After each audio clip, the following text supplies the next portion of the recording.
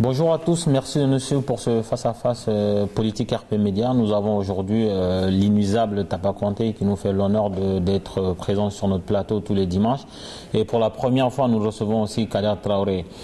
Merci à vous deux d'avoir honoré notre plateau de votre présence.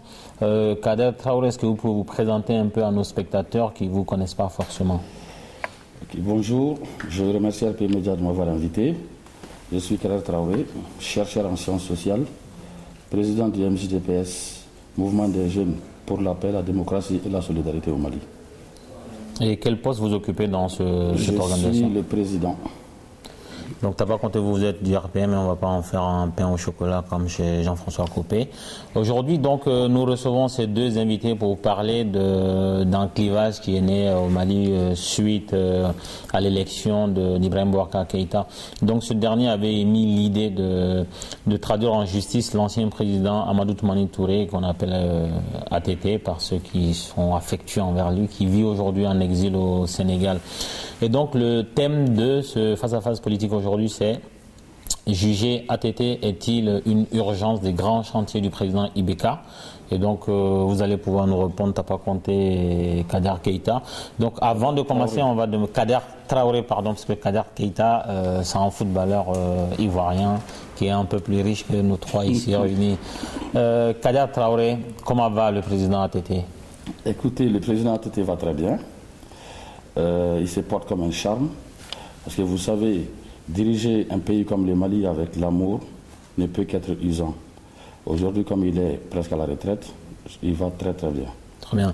Tapa Conté, je vous pose la question, où en est le processus de mise à la disposition de la justice malienne de l'ancien président Amadou Toumani Touré qui vit aujourd'hui au Sénégal? Merci d'abord de m'avoir une fois de plus invité sur votre plateau pour m'offrir cet espace démocratique d'expression. Tout d'abord, le processus, comme vous le savez, la Haute Cour de justice est actée dans les principes de la Constitution malienne depuis 1992. À ce jour, cette instance n'avait jamais encore vu le jour. Le président de la République, Ibrahim Boubacar Keïta, avait estimé, après son élection, vu l'état dans lequel il a trouvé le Mali, et après une gestion du président, 10 ans de gestion du président ATT, qu'il estimait quand même qu'il y a lieu d'interroger le premier des Maliens à la sortie de 10 ans de gouvernance quand on trouve un pays dans cet état-là. Qu'est-ce qu'on reproche concrètement à ATT pendant les 10 ans au cours desquels il a eu la destinée du Mali entre les mains? Le problème le plus urgent, c'est surtout la crise qui nous a tenus en haleine depuis 2012. À savoir la crise dans le Nord et surtout la gestion militaire et politique de cette situation. Il y a d'autres questions sous-adjacentes, notamment la gestion, la gouvernance. Donc, à partir du moment, je pense que ça pouvait créer une crispation au sein de la société malienne. Je pense que permettre à l'ancien président de s'expliquer, je pense que c'est mon point de vue et ça n'engage que moi. Je pense que c'est peut-être même une opportunité pour lui, pour qu'on lui mette beaucoup de choses sur le dos, pour qu'il puisse s'expliquer sur tous ces choses. Mais est-ce que le timing a été bien choisi? Parce que vous-même, vous venez de le dire, ATT, c'est vrai qu'il a passé 10 ans à la tête du Mali, mais ATT existe bien avant les 10 ans qu'il a passé au pouvoir. Il était là pendant la chute de Moussa Traoré. Il a dirigé la transition. Il y a certains Maliens, quoi qu'on puisse dire, qui se reconnaissent de ATT. Est-ce que le timing a été bien choisi par Ibeka qui vient trouver un pays en friche, qui décide de juger la personne qui avait sa destinée en main? Est-ce que, en se comportant comme ça, il ne créait pas des clans au niveau du Mali? Non, ce n'est pas l'objectif. L'objectif n'est pas de... Je n'ai pas dit que c'est l'objectif, oui, je dis juste que est-ce que c'est pas une... Vous posez votre question, j'ai mes réponses. Allez-y. Ce n'est pas l'objectif et c'est que je pense que cristalliser une fracture, enfin créer une fracture au sein de la société malienne, l'objectif n'est pas cela. Moi je pense que, comme vous l'avez souligné, ATT fait partie de la vie du Mali, qu'on le veuille ou non. ATT, comme vous l'avez si bien dit, il a contribué à l'avènement de la démocratie, même si certains disent qu'en tant que militaires, ils avaient récupéré la révolution de la jeunesse. Tout de même, il a dirigé cette transition-là et on peut lui rendre honneur d'avoir cédé le pouvoir aux civils à la sortie de cette transition-là. Donc, ceci étant, Moi, je pense que le président, comme je vous l'ai dit, vu la lourdeur administrative, on aurait pu faire le choix d'attendre au bout de 4 ans et engager cette procédure-là. En une année qu'on n'arrive pas à mettre en place la haute cour de justice et tout ce qui s'ensuit, et dire à la sortie, ouais, bon, on n'a pas eu le temps de le faire. Et le président a fait un choix. Donc c'est un bon timing. Moi je le pense, le temps de mettre... Kader Traoré, vous êtes là pour dire le contraire de tout ce que tu n'as pas dit. Est-ce que vous reconnaissez tout ce qu'on reproche au président ATT, à savoir enrichissement personnel, mauvaise gestion de la crise sécuritaire au nord du Mali, mauvais copinage avec les terroristes aujourd'hui qui ont mis le Mali un peu à genoux? Est-ce que vous êtes d'accord avec tout ce qu'on reproche à votre mentor? Absolument pas. Et moi, avant même de rentrer dans le vif du débat, moi j'aimerais même juste revenir sur le thème. Pas trop longtemps. Hein. Parce que pour moi, il est judicieux même de se demander, est-ce que doit-on juger le père de la démocratie malienne? Ça c'est très important. Aussi, quand Tapa parle de la crise du Nord de 2012. Je suis désolé de dire que la crise du Nord existe depuis 1960. C'était bien avant ATT. Et aujourd'hui, brièvement, Ibeka fait partie de la vie de ATT. ATT a fait 10 ans, Ibeka a fait 10 ans à ses côtés. Ibeka était même président de l'Assemblée nationale du Mali, ce qui n'est pas un petit poste. Donc aujourd'hui, que Tapa me dise que Ibeka doit juger ATT par rapport à quoi? Gérer un pays, aujourd'hui RP Media est une équipe. Ce n'est pas que Malé, ce n'est pas que Mariam, ce n'est pas que... Voilà, Moussa, tout le monde. Il faut citer tous les noms. Hein, j'ai fait une gaffe là. Voilà. C'est un ensemble qui fait une équipe. Et aujourd'hui, l'équipe d'ATT, Ibeka en fait partie. Je me souviens très bien d'une réponse de Soumaïla Cissé par rapport au ministre de la Justice, qui disait que lui, il était ministre des Finances. Si le ministre de la Justice veut des comptes, qu'il aille demander à Ibeka, qui était son premier ministre, parce que lui, il relevait directement de Ibeka. Aujourd'hui, l'accord d'Alger qui avait été signé, Ibeka était à ce jour le président de l'Assemblée.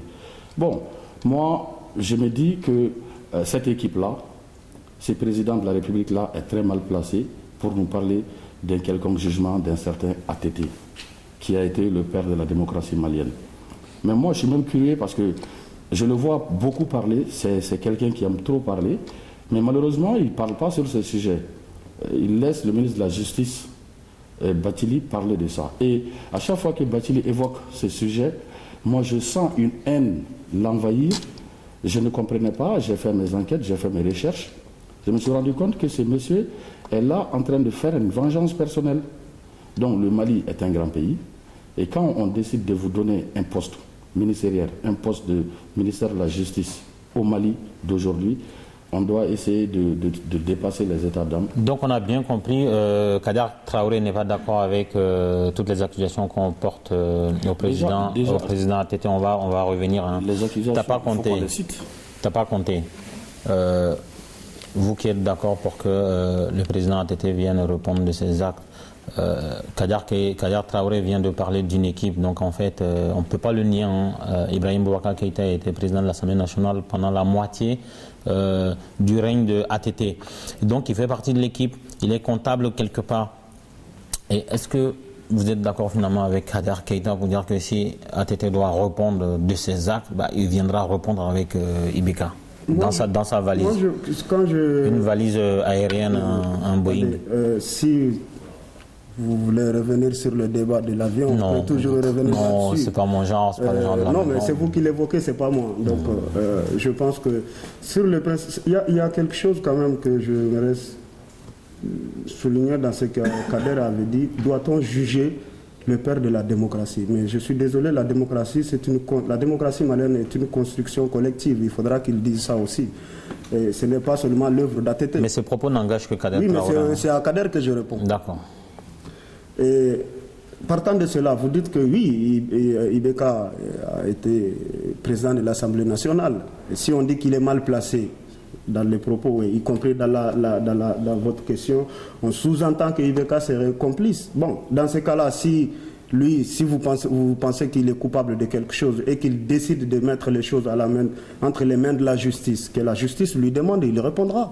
Ça donne une occasion à IBK. Mais vous savez qu'il n'y a aucune justice au monde compétente pour juger IBK de 2013 jusqu'à 2017. Mais IBK n'est pas président de la République du Mali vitam aeternam. Si les choses lui seront reprochées, non, mais là on parle ne sera plus président, la thématique du jour. Est-ce que juger le président ATT est une urgence des grands chantiers du président IBK? Mais moi, je n'ai pas l'impression que IBK en a fait une urgence. Kader même vient de le souligner en disant que IBK ne s'étale pas sur le dossier, il laisse la justice. Effectivement, chacun a son rôle dans la République. Le président a annoncé une volonté politique. Il n'y a pas une chasse à l'homme. Et ça, il faudra le dire. Il n'y a pas une chasse à l'homme d'ATT. Il n'y a pas une chasse qui est engagée contre lui. Il y a un principe qui a été décrété. La justice s'en saisira. Nous sommes dans un état de droit que ATT, en tant que, je l'ai dit, je le répète, en tant que le premier des Maliens, durant 10 ans, sinon plus, comme vous l'avez dit, en comptant la transition, sans aller sur ces interférences dans les mandats qui ont suivi la transition, qu'on lui dise de venir rendre compte, s'il estime qu'IBK a fait quelque chose, il peut le dire, la justice peut s'en occuper le jour où IBK ne sera plus président. Très bien. On va revenir à vous, à Kader Traoré. On veut juger ATT, c'est une chose. ATT, c'était une équipe. Et dans l'équipe d'ATT, il y avait des personnalités très visibles telles que Ahmed Diagne Semega, que j'ai eu l'honneur de recevoir en 2012. Il était en escale à Paris, donc on a parlé pendant 1h30 et c'est disponible sur la chaîne YouTube de RP Média. Et justement, il se reconnaît de ATT, il ne le nie pas. Et M. Ahmed Diagne Semega est dans l'équipe il a soutenu officiellement le président IBK. Qu'est-ce que ça vous inspire, ces flirts un peu bizarres? Bon, ça n'engage que lui. Hein. Vous savez, les Maliens, on est tous des Maliens. Il y a beaucoup de Maliens qui sont chaque fois gagnés par l'appât de pain. Il y en a qui ne supportent pas le fait de perdre la face ou le fait parce qu'on ne va pas rester éternellement ministre ou Premier ministre. Dans la vie, il faut faire un choix. Il a fait ses choix. Mais même pas, ça ne m'intéresse même pas. Je veux revenir dans le débat. Mais chantier grand. Mais est-ce que IBK a un chantier? Ketapa me dit c'est quoi le chantier de IBK aujourd'hui? Parce que tout ce que l'équipe de IBK fait, c'est la suite de ce qui a été avait commencé. Il n'y a pas un seul projet qu'ils ont de nos jours qui n'était pas là, qui n'avait pas été commencé par ATT. Premièrement. Deuxièmement, on veut juger ATT. Pourquoi? Les petites raisons qu'on a évoquées, c'était par rapport au Nord. Et ils ont bien dit que c'est sur fond de dénonciation. Mais moi, je trouve ça quand même lamentable qu'un État puisse demander à juger un ancien président parce que quelqu'un l'a dénoncé. Quelqu'un l'aurait dénoncé. Et c'est ça qui m'inquiète pour le Mali. Et aujourd'hui, par rapport à ces mêmes Nord, comme le bon Dieu ne dort pas, au mois de mai dernier, qu'est-ce qui s'est passé? Ce n'est pas le même IBK qui a fait la promesse aux Maliens qui va aller faire la guerre au Nord là-bas? Ce n'est pas son Premier ministre qui a fait la promesse aux Maliens sur RFI qui va aller attaquer les rebelles au Nord? Et quand il est allé et que les Maliens s'en sont morts et qu'on a égorgé nos préfets, nos paisibles citoyens là-bas, ils ne se sont pas tous les deux rétractés en disant que ce n'est pas eux qui ont donné l'ordre? Ce n'est pas par la suite que les pauvres Boubé, je dis pauvres, il en est pour quelque chose, ils sont tous dedans. Mais c'est lui qui a récolté les pots cassés. Pour moi, cette équipe, il n'y a pas d'homme dans cette équipe, parce que les gens ne s'assument pas. Donc, Kader Traoré, si on comprend bien votre analyse, je veux juste dire qu'ils ont fait pire qu'ATT au Nord. C'est-à-dire que ATT n'a jamais envoyé les gens à la boucherie. Donc, en fait, vous êtes d'accord avec le fait que ATT n'a pas été ce qu'il aurait dû être, mais IBK est mal placé pour le juger, puisque lui-même est en train de faire la même chose. C'est ce que moi je comprends dans votre analyse. Je ne peux pas comprendre ça comme ça. Je veux juste dire que non seulement ATT n'a rien fait, je le dis, je le répète, je peux l'argumenter. Il est responsable de rien par rapport à ce qui s'est passé au Mali? Non, le Nord a été mélangé. Je l'ai dit, hein, le problème du Nord a commencé depuis 1960. On est d'accord? Et Moussa a géré, il y avait Modibo, ça a commencé avec Modibo qui a géré à sa manière. Moussa est venu à gérer à sa manière. Alpha est venu avec le consensus où on a vu la flamme de la paix en brûlant les fusils. Aujourd'hui, ATT a continué avec les mêmes principes de négociation. Donc, il y a tout le temps, sur tous les régimes, les rebelles font des attaques. Au moment de ATT, aucune ville du Mali n'est tombée. Hein. Il faut qu'on le dise. Les rebelles venaient, ils attaquaient nos forces et ils se repliaient tout de suite. Et on les attaquait aussi. Donc moi, comment j'ai compris Kader Traoré, IBK n'est pas blanc comme neige. ATT non plus. Pourquoi deux personnes qui ne sont pas clean, l'un d'eux va vouloir juger l'autre? Je pense que Kader ne dit même pas qu'ATT n'est pas blanc, il dit qu'ATT n'a rien fait du tout. Je pense que les auditeurs apprécieront cette phrase-là. Et non, moi je vais essayer d'être plus constructif que ça. Il a parlé de la continuité de l'État en disant que Ibeka n'a pas de chantier. Oui, on a un chantier, c'est-à-dire redresser le Mali de la situation dont on a trouvé, tout le monde le reconnaît, hein, qui n'est pas vraiment fameux. La preuve est que si c'était aussi bien que ça, ATT serait au Mali aujourd'hui, il ne serait pas au Sénégal. Donc, il parle des chantiers qui ont été achevés, d'ATT qui ont été achevés par Ibeka. Heureusement d'ailleurs, sinon ils auraient pu se casser la gueule, si je me permets d'utiliser cette formule. Ces chantiers-là auraient pu ne jamais terminer. Je rappelle quand même une chose, parce que puisqu'on parle de continuité de l'État, quand Ibeka était Premier ministre, 1 an avant son départ de la primature, il avait élaboré un plan quinquennal de développement. Mais ce plan-là, Soumaïla, après l'ATT, était ministre du développement rural. On a travaillé là-dessus avec Mandé Sidibé pendant 1 année. Mais le départ d'Alpha, le premier mandat d'ATT, il a travaillé que sur ça. Il n'a jamais élaboré le même plan. Il a travaillé que sur ça. Le plan PDS qu'il avait mis en place, c'est vers la fin de son mandat et la continuité. Donc, il y a une continuité naturelle de l'État qui existe. Heureusement que malgré le coup d'État, et après, on ait pu prendre des dossiers en main pour les redresser. Bon, on ne va pas s'enliser dans le coup d'État, on va venir dans l'aspect. Moi, je dis maintenant, moi, je ne suis pas du tout d'accord avec la République d'irresponsabilité. On dit que ATT a fait pire, patati, Ibeka a fait pire, et ainsi de suite. Ok. Moi je dis, d'ailleurs si c'est le cas, si Ibeka prend le risque d'instaurer la haute cour de justice, il n'est pas dit que cela s'arrêtera le jour où Ibeka ne sera plus président. Moi je pense que c'est un antécédent quand même important que tous les Maliens doivent saluer. Pour une fois qu'on dit qu'un ancien président rendra compte, mais ça sera un antécédent. Si à la fin du mandat de la présidence Ibeka, si les nouvelles autorités maliennes estiment qu'on a des choses à reprocher à Ibeka, mais ils répondront devant la... Bon allez, on va venir dans l'aspect, on va revenir dans l'aspect technique d'un procès d'un chef d'État. Vous savez très bien que le Sénégal ne rend pas les anciens chefs d'État. Le Tchad en fait les frais aujourd'hui. Et donc, est-ce que c'est pas un coup d'épée dans l'eau, en fait, que de demander est-ce que c'est pas un comportement populiste de la part d'Ibeka qui arrive au bout d'1 mois ou 2, qui dit oui, je vais juger, je vais mettre à la disposition de la justice. En fait, c'est pas une mauvaise idée en soi, mais en fait, quand on fait une action, il y a le timing, il y a la communication qui va avec, et il y a la réalité du terrain. La réalité du terrain, c'est que le Sénégal ne rend pas les chefs d'État réfugiés chez lui. Ça, c'est une chose. De deux, le processus, il est long. Est-ce que finalement, il n'y avait pas autre chose à faire et d'attendre et de préparer l'opinion publique à ça avant de balancer comme ça dans la nature ce propos? Puisque le processus est long, mieux vaut commencer le plus tôt possible. Ce qui a été fait par le président. Maintenant que le Sénégal ne rende pas les anciens présidents, cela relève de la souveraineté du Sénégal. Je soulignerai seulement que quand on se dit État de droit comme le Sénégal et qu'un citoyen d'un autre pays réside chez vous contre lequel il y aurait des éléments et que la justice enquête dessus et que la justice aimerait entendre cette personne, qu'on refuse de le faire par principe, je ne pense pas que cela soit très... Oui, mais on va pas s'amuser à juger. C'est vous qui avez... Non, c'est vous qui avez... On ne va pas s'amuser à juger les Sénégalais. Non, je ne juge pas les Sénégalais. C'est vous qui m'avez dit que le Sénégal ne livre pas les anciens chefs d'État. À partir de là, j'ai dit ce que je pense du fait de refuser de livrer les anciens chefs d'État. Bon. Ça, je l'ai dit.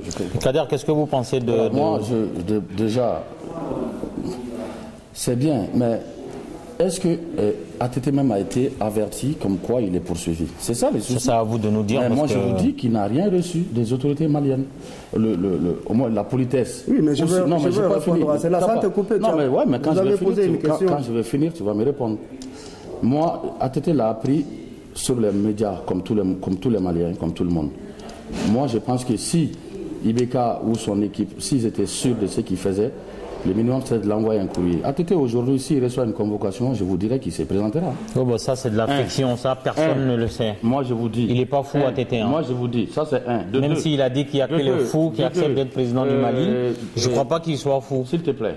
Deuxièmement, c'est même Ibeka. Tous les Maliens l'ont suivi. Quand il est parti à Mopti, il est allé dans le vestibule des imams de Mopti pour dire que lui ne va jamais toucher à ATT. Et qui a été c'est son frère. Il a dit ça quand? Il a dit ça lors de sa visite de Mopti. C'est disponible, est-ce qu'on peut... Je parle sous le contrôle de Tapa. Oui, mais est-ce qu'on peut consulter ça quelque part? Parce que moi, je ne le sais pas. Dans les médias à l'époque, il y a 2-3 mois là. De toute façon, je peux te trouver ça. Oui, en même temps, pour moi, c'est du chaud et du froid. Comme tu l'as dit, je ne sais pas si c'est toi ou Tapa qui a dit un mot, c'est du populisme. Le monsieur, il essaye de voir... C'est le président de la République. Bon, le président de la République, c'est mon président aussi. Même si je ne l'aime pas, c'est mon président. Que le gouvernement soit cohérent dans ses prises de décisions et de positions, qu'ils arrêtent de se contredire à chaque fois, qu'ils disent aux Maliens et à l'international qu'ils vont juger ATT. Par contre, il n'y a pas de courrier envoyé, il n'y a pas de convocation. Nous, on vit là, à chaque fois que la police a besoin de nous, on nous envoie un courrier, on se présente. On lui dit rien, il est dans son truc. En même temps, on ne sait pas si il n'a même pas de statut d'ancien chef d'État pour l'instant. Et pourtant, les gens qui ont fait des coups d'État avaient même eu ce statut-là. Aujourd'hui, quand je vois ce qui se passe au Burkina... Vous êtes sûr que ATT ne bénéficie pas du statut d'ancien chef d'État? Non, je suis certain de ça. Moi, je viens de voir ATT. On va vérifier, on va vérifier. J'ai causé avec lui, donc je ne parle pas à tue-tête. Je ne parle pas au hasard, moi. Je ne suis pas comme Tapa qui ne rencontre même pas Ibeka. Moi, je parle de quelqu'un que je rencontre, avec qui je discute. Vous êtes méchant quand même. Non, je ne suis pas méchant parce qu'Ibeka, il est invisible, tout le monde le sait. Moi, ma vocation, la politique pour moi, c'est une vocation. Je défends des convictions. Il se trouve que mes convictions sont partagées par Ibeka. Comme tout le monde. Donc, à partir de là, je n'ai pas besoin de voir Ibeka tous les 4 matins. Je suis un militant d'un parti qui a investi Ibeka comme candidat et qui le soutient aujourd'hui en tant que président. Ça, c'était une parenthèse par rapport à mes... Voilà. Et à partir de là, quand on dit qu'on n'a pas appelé Ibeka pour ATT pour lui dire qu'il est poursuivi, mais je suis désolé, Ibeka, malgré son statut de chef suprême de la magistrature, c'est pas lui qui envoie les convocations. Et nous savons, le fait que ATT, le statut ATT est ancien président de fait. C'est un ancien président de fait. Non, mais en fait, quand on parle de statut, il y a un traitement qui va avec, il y a une rémunération, ils ont des chauffeurs, ils ont un logement. En même temps, pour être logé au Mali, il faut être au Mali. Nous savons tous que à ce jour, les conditions dans lesquelles ATT a quitté le Mali. Bon, ça c'est autre chose. Il y a cet aspect-là qu'il faut traiter d'abord avant d'arriver à ce que vous appelez statut, comme vous le dites. Mais je veux revenir aux questions de convocation ou pas. Quand on dit qu'il fallait lui envoyer une convocation, mais je suis désolé, il y a des procédures institutionnelles qu'il faut mettre en place pour poursuivre. C'est à la justice de faire ça. Cette structure est en cours, est en train d'être mise en place. Un président a été désigné, ce qui est la première dans l'histoire du Mali. Donc, attendons que ces structures soient mises en place. Je conviens avec vous, je reviens là-dessus. Ça prend du temps. C'est pour ça qu'il fallait partir le plus tôt possible. Donc, une fois tout cela mis, non, je vais finir. Une fois tout cela mis en place, Ibeka et ATT recevra, parce que bon, vous voyez, l'Axus, hein, c'est l'abréviation de nom. ATT recevra. T'as pas compté à dire que Ibeka recevra une convocation? Non, j'ai pas dit Ibeka, j'ai dit ATT. D'accord. Et deuxième chose, il dit que Ibeka est allé dire à Mopti qu'il ne touchera pas un cheveu d'ATT, mais je suis désolé, il me dit qu'il parle sous mon contrôle. Moi, je n'ai pas entendu cela. D'accord. Non. Ce qui a été dit, quand Ibeka était à Mopti, il est allé à l'inauguration d'un centre de santé initié par ATT. Cela veut dire que c'est là qu'il a exprimé de façon républicaine la continuité de l'État et reconnu l'action qui a été posée par... Non, je vais venir là-dessus. Là, c'est là, il a dit ce qu'il a dit. Par contre, il a dit, il n'y a pas de chasse à l'homme personnel engagé par sa personne. Très bien, on a compris. Kader, juste pour revenir par rapport à une chose que vous avez dit, c'est la première fois de l'histoire du Mali qu'un ancien chef d'État ne soit pas au Mali. Et donc, ça crée un certain nombre de problèmes par rapport à l'application des traitements qui devraient être le sien. C'est juste inédit. Si ça se trouve, les lois maliennes, il y a un vide juridique à ce niveau-là. Mais bon, je ne le sais pas. On va se renseigner certainement.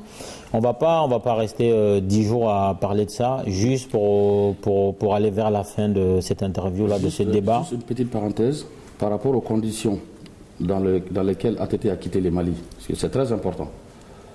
ATT n'a pas fui. Hein. ATT est parti par les aéroports, premièrement. Deuxièmement, c'est la CEDEAO et l'Union africaine qui ont demandé à ATT, à l'époque, il a démissionné. Qui ne sont pas des structures maliennes. Voilà, mais des institutions maliennes. Aujourd'hui, on peut le dire, mais c'est eux qui ont dirigé le Mali pendant un bon bout de temps. Pendant ces temps-là, si toi tu me parles comme ça me fait peur. Parce que ni sans la CEDEAO, au moment des coups d'État et l'Union africaine, le Mali n'aurait pas existé. Je suis d'accord avec ça. Et c'est eux qui ont demandé gentiment à ATT, il a accepté de démissionner, et c'est eux qui l'ont amené. ATT n'est pas allé par lui-même. Hein. Macky Sall a envoyé son avion présidentiel le chercher. Donc quand on explique les choses, il va falloir qu'on les explique bien. ATT n'a pas fui les Mali.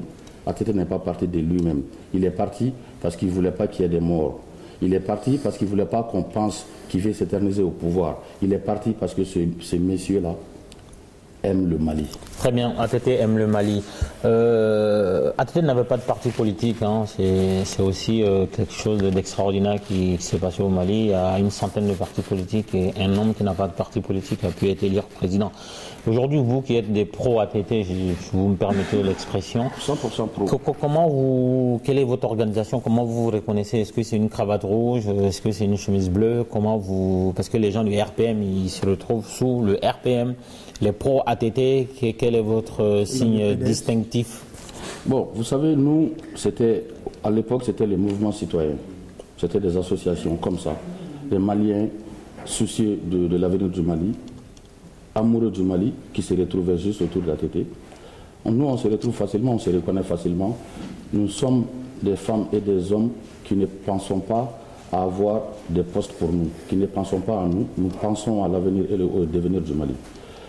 Aujourd'hui, nous, quand on se réunit, vous savez, c'est encore, on va me dire que j'ai pas de preuves, mais dans la semaine, il y a des femmes et des hommes qui se sont levés au Mali pour marcher et demander le retour de l'ATT.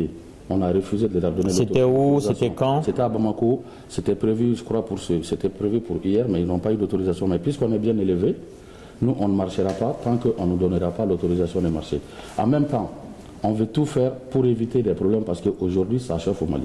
Mais est-ce que vous êtes sérieux quand vous dites le retour de l'ATT, c'est le retour au pouvoir ou juste venir occuper sa villa? Non. Revenir au Mali parce que aujourd'hui, les autorités maliennes peuvent autoriser, parce que ATT n'est pas parti de lui-même.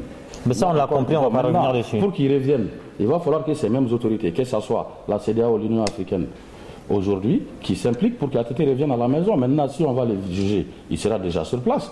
Parce que pour moi, si même l'équipe de IBK est sérieuse par rapport au jugement d'ATT, c'est de faire en sorte qu'ATT soit proche de la maison. En attendant d'être jugé, il y a la présomption d'innocence. Mais est-ce que ATT lui-même, parce que ATT, il a certainement, en tant qu'ancien chef d'État, ATT a forcément le numéro d'IBK, il y a forcément des gens qui sont en connexion avec eux. Est-ce que ATT a émis le souhait au premier magistrat du Mali, en la personne d'Ibrahim Boubacar Keïta, pour lui dire que voilà, mon souhait c'est de rentrer au Mali et vous, votre souhait c'est de me juger, donc normalement il doit pouvoir s'entendre. Est-ce que ATT a eu à faire cette démarche? J'espère que tu rigoles quand tu parles comme ça. Je viens de te dire qu'il n'est pas parti de lui-même. Moi je rigole jamais, je suis un rebelle pacifique. Comme il n'est pas parti de lui-même, il ne doit pas revenir de lui-même. Mais est-ce qu'il a fait la demande? Quand IBK a été élu président de la République, ATT lui a envoyé un courrier de félicitations. Moi je pense que c'est largement suffisant. Donc il a son adresse? Maintenant, mais c'est le président de la République du Mali. Pourquoi est-ce qu'il a utilisé cette adresse-là pour demander? Ce n'est pas ATT de faire, je suis désolé, ce n'est pas ATT de demander à rentrer. C'est aux Maliens, quand je dis Maliens. Et comme le disent les Bamana, Fanga et les Manakoui. Ni Fanga et les Mana. Fanga Manga Flaira Mao. Fanga Beban, Beta Beban. Donc, ni Douga Mourouchouka, il va falloir que Douga Bo en Chouka. Premièrement, moi je pense qu'on doit faire en sorte qu'ATT. Parce que je reviens un peu là-dessus encore. ATT ne bénéficie de rien du Mali. Il a à peu près 4 employés qui sont payés, les gardes-corps là. Qui les paye? Non, c'est l'État qui les paye, eux seulement. Quel État? L'État malien. D'accord. Parce que c'est des militaires, donc qui sont militaires du Mali, pas militaires de ATT, qui étaient ses gardes-corps. Mais ATT lui-même en tant qu'ancien chef d'État, toute sa vie autour, le Mali ne lui paye rien. Il se débrouille et le Sénégal l'aide un peu. Il vend des sachets d'eau glacée ou il a une petite économie? Maintenant, on va parler sérieusement. Vous ne répondez pas à ma question. Hein? Il vit de quoi si le Mali ne lui verse rien? C'est ce que je te dis, c'est le Sénégal qui l'héberge. C'est le Sénégal qui le nourrit. C'est ce que je te dis. Mais le Sénégal aurait pu payer les militaires aussi. Hein? Non, mais maintenant, les militaires... Ah oui, si vous dites que le Mali ne fait rien pour lui. Moi, quand je dis ça, tu vas me faire parler. Parce que je me dis, est-ce que c'est parce que ces militaires-là sont des militaires? Est-ce que parce que c'est des militaires qu'on a peur qu'on les paye eux pour ne pas les mettre dans une position? Dans ces cas-là, comme ils répondent, toi aussi réponds-moi, pourquoi on paye ces militaires-là? On ne paye pas son boy cuisinier, on ne paye pas sa cuisinière, voilà. Dis-moi pourquoi. Non, mais ce que vous vous demandez, c'est qu'on fasse du Dadi, du Tantamar, on envoie un avion chercher. Allez, on va laisser parler à la fois, on n'est pas au jardin d'enfants. Non, moi je ne fais jamais ça, c'est lui qui le fait. Quand il parle, moi je l'écoute, hein, comme je l'ai dit. Non, mais il a pris les comportements de Sega Diarra. Nous, pro-ATT, on est polis. On est polis, on écoute quand les autres parlent. Et quand c'est notre tour, on parle. Très bien, Kader, on va essayer de conclure ce débat-là. Tu n'as pas compté, est-ce que vous avez un dernier propos, juste en 30 secondes, par rapport à ce thème-là d'aujourd'hui, sur la nécessité ou pas de juger le président ATT? Moi, je pense qu'il est nécessaire de le faire. Je le pense sincèrement. Je pense que la République de l'irresponsabilité ne doit pas s'installer. C'est un antécédent. Moi, je trouve que c'est à l'avantage à la fois de la République et de la démocratie malienne, qu'on ait pris l'initiative que dorénavant, quand on a occupé la plus haute fonction de la République, et quand les choses vous sont reprochées, que vous ayez l'opportunité, parce que moi je le vois comme ça, l'opportunité de pouvoir s'expliquer devant la justice de son pays. Maintenant, quant à l'opportunité que ATT revienne, à ce que je sache, aucune mesure n'est mise en place aujourd'hui au Mali pour faire en sorte qu'un Malien ne puisse pas revenir dans son pays. Très bien. Je vais juste finir sur un point. C'est que je respecte d'ailleurs l'engagement de ceux qui sont pour ATT. C'est leur choix. Ils ont le choix d'être pour. Mais moi, je pense que l'intérêt de la République n'est pas aujourd'hui de s'accrocher à un homme. Et aussi ancien président soit-il, nous devons aller vers l'avant. On ne doit en aucune manière mettre en cause la République au nom d'un homme. Très bien. Kader, vous, quel est votre dernier propos par rapport à ce thème-là d'aujourd'hui? Mon dernier propos, c'est que nous, on ne s'accroche pas à un homme, mais à un idéal. C'est très important. Et aujourd'hui, moi, je pense qu'on est tous pour le bien-être du Mali, pour l'unicité du Mali. Ce n'est pas un homme, que ce soit ATT, IBK. Le Mali est au-dessus de ces deux présidents. Mais il va falloir qu'on essaye de mettre les choses dans leur contexte. Qu'on ne se prenne pas, j'ai peur d'utiliser des mots, qu'on ne se méprise pas. Voilà, ça m'évite de dire le mot con. Qu'on ne se méprise pas, vous l'avez dit, heureusement que vous êtes poli. Qu'on s'écoute et qu'on voie le Mali. Qu'on mette l'intérêt du Mali au-dessus de nos propres intérêts. Aujourd'hui, qu'on parle de jugement d'ATT, ça ne me dérange pas. Mais il faut qu'on m'explique les faits. Tu n'as pas à parler et il semble dire que les choses ne sont pas préétablies, c'est pour ça qu'on ne peut pas envoyer des convocations. Mais on aurait mieux fait de se taire avant, qu'on assemble toutes les preuves d'abord, avant de parler. Je n'ai pas parlé des preuves. On ne va pas polémiquer, c'est mon dernier mot.